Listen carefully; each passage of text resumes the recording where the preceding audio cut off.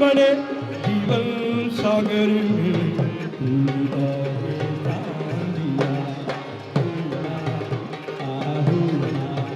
गादीवाला शहर कराची में वॾे वज़ीर सैयद मुराद अली शाह सरसू पारां बहराड़ी जी औरतुनि पारां हथ जे हुनर सां तयारु कयल शयुनि जी 3 ॾींहनि वारी नुमाइशी मेले जो इफ़्तिताह कयो। इफ़्तिताह बाद मीडिया सां ॻाल्हाईंदे वॾे वज़ीर चयो त अहिड़नि मेलनि जे मुनक़िद करण सां असां पंहिंजे मुआशिरे में हक़ीक़ी तब्दीली आणे सघूं था ऐं पुठिते पियल इलाइक़नि जे औरतुनि खे बहितर मौक़िया फराहम थी सघनि था ऐं हुनरमंद औरतुनि खे पंहिंजी महिनत जो मुनासिब मुआवज़ो मिली सघे थो। आज का जो इवेंट इधर है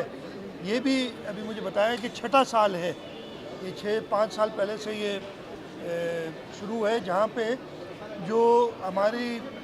ख़वातीन हैं रूरल एरियाज़ की, वो जो भी हुनर जानती हैं वो उसके लिए वैसे तो उनके पास मार्केट ही नहीं होती थी, वो अपने शहरों में भी बेच नहीं सकती थी, लेकिन कराची में, और कराची में आप देखेंगे कि ओशन मॉल में हम खड़े हैं, एक मॉडर्न तरीन जो मॉल है उसके अंदर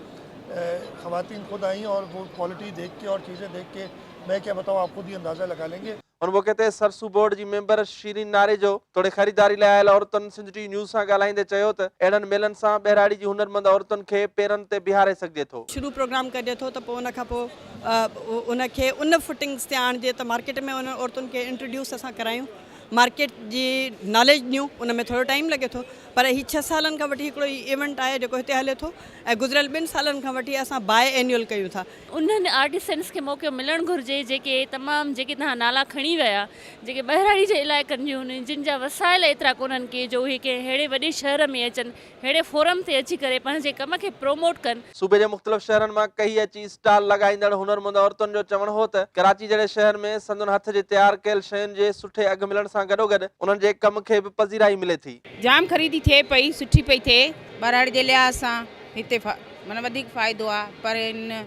दायरे जे लिहाज़ सां निकिता आहियूं, इन असांजो मान वधायो आहे। असांखे हिते फ़ाइदो आहे, इन्हनि खे असां हिननि सपोर्ट कई, उते असांजो अघु न हुयो, पर असां इहा बि ख़बर न हुई त रिली सिर्फ़ु रिली आहे, रिलीअ मां छा छा ठहे थो इहो असांखे हिननि ॿुधायो त असां सिर्फ़ु रिली न ॿी शइ बि ठाहे था सघूं रिलीअ मां। पहिरीं त असां आम ॻोठ में पंहिंजी ठाहींदा हुआसीं, कंदा हुआसीं, त माना एतिरो असांजो चांस न हूंदो।